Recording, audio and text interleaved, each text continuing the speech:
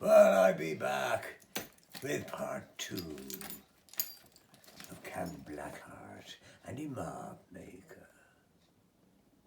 Up to now, Darcy the Mermaid and some of the creatures of the ocean be getting real worried about Captain because they thought he'd be attacked by a star that be shining in the sky, which dived down to his cave. But, as I be telling ye, he be quite safe. George the Octopus, he had wandered up to his cave, wobbling all over the place on his tentacles. Captain Blackheart, he had picked George up and taken him back down. Last he saw him were doing roly-polies in the sea. Darcy clapping. Then Captain Blackheart had disappeared back into his cave to read his magical note. That's where we were with a magical note. Everything going haywire in the cave. Now, we got to where I was going to tell you how Princess Pirate Olivia became this magical map maker.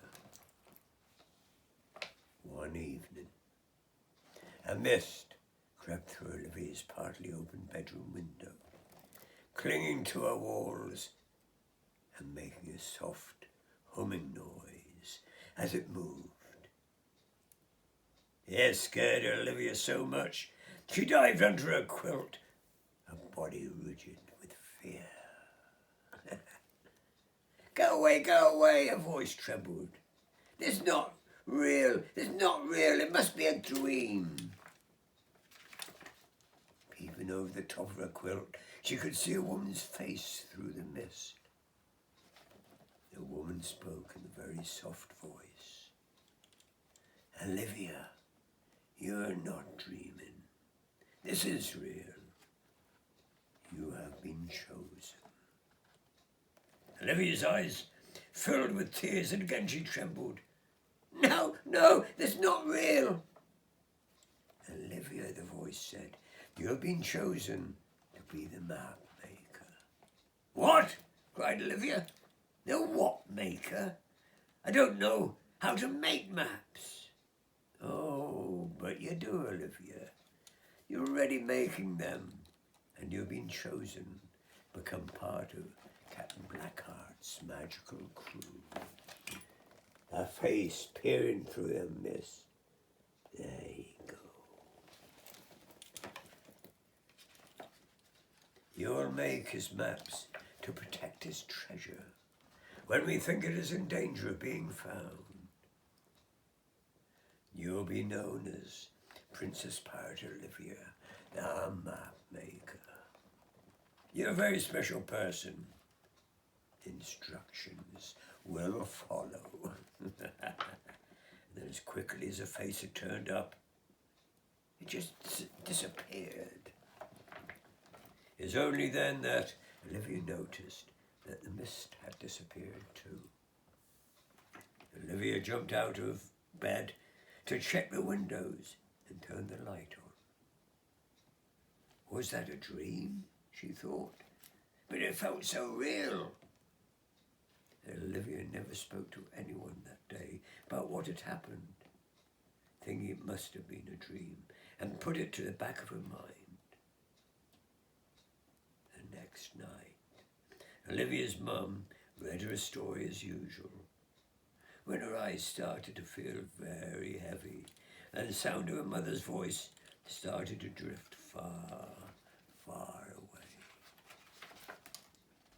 Olivia felt as if she was floating out of her bedroom window, down the garden path and past the bushes. The big old oak tree nodded to her as she floated by. She stretched her arms out to try and touch the flowers that she was passing as they called out to her. Olivia, Olivia. Have a look at that. Calling Olivia's name. Suddenly she woke up with a start, found herself still tucked up in her bed, all snug.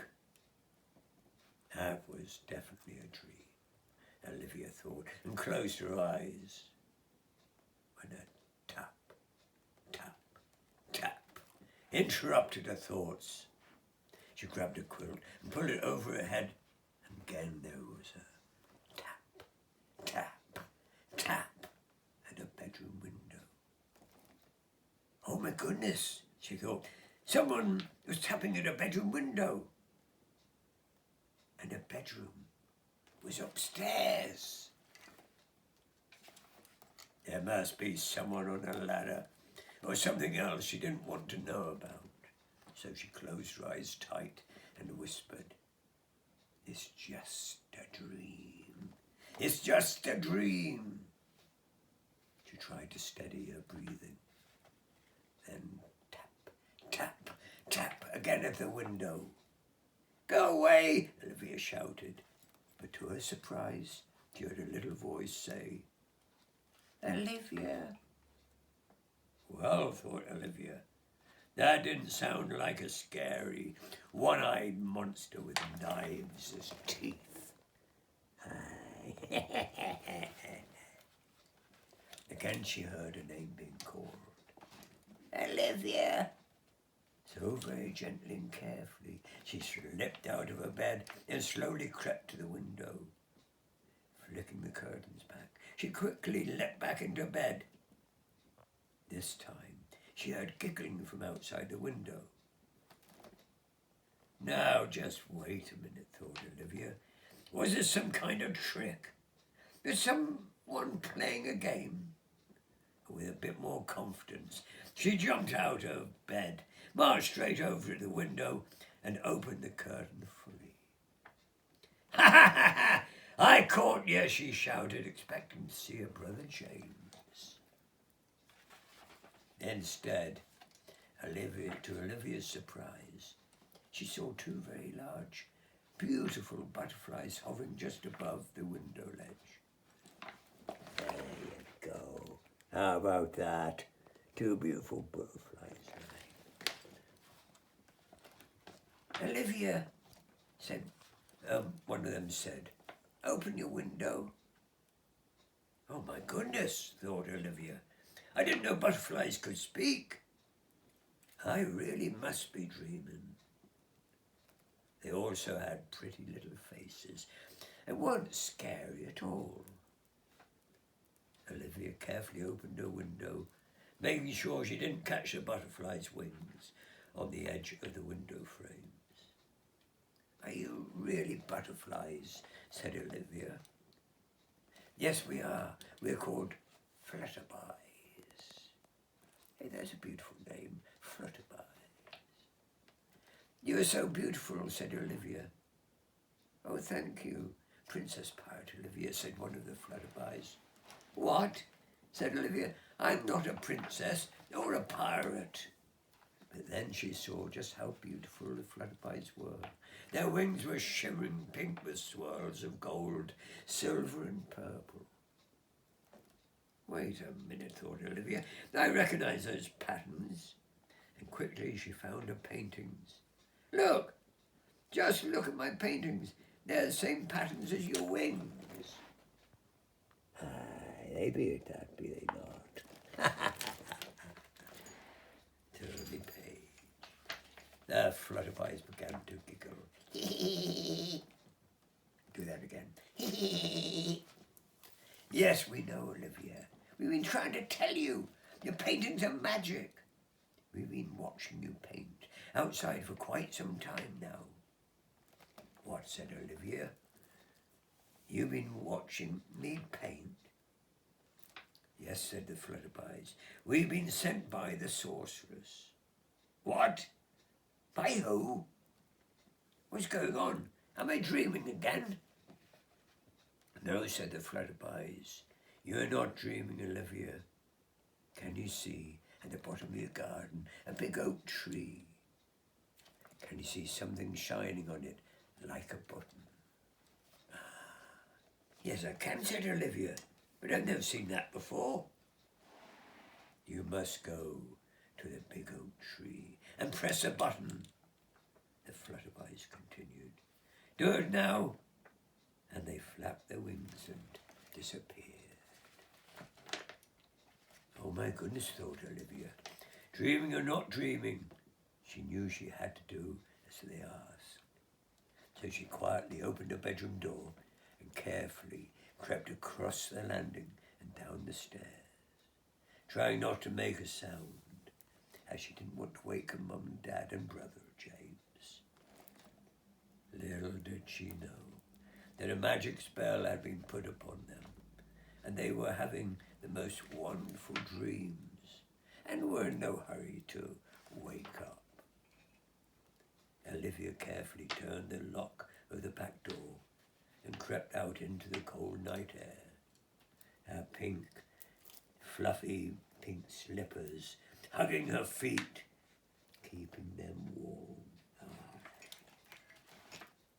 She crept down the path until she reached the big oak tree and nervously pressed a glittery, shiny button. There's a cracking noise and a creaking noise coming from the tree. Then the big oak tree burped really loudly as it started to open up in the middle. It opened up quite wide and said in a funny voice, don't expect me to do a funny voice now. Oh, pardon me, princess. I can't help it. It comes with a pressing of the button. And then it started to laugh. That be having no relationship to either Blackheart. Nay, nay, nay. Olivia was too stunned to answer and had to step back as she saw about 100 fairies of every colour flying about. Olivia clapped her hands over her mouth and thought, I must be dreaming. Then she heard her name being called. Olivia, the voice sounded so soft as a little fairy, bigger than the rest, stood before her with golden slippers and wings. Can you see that? Well, I'll be carrying on in a while on the next video. I'll be finishing the story off in the next video. No need to worry. Just watch out for it. Fare thee well, my hearties, fare thee well.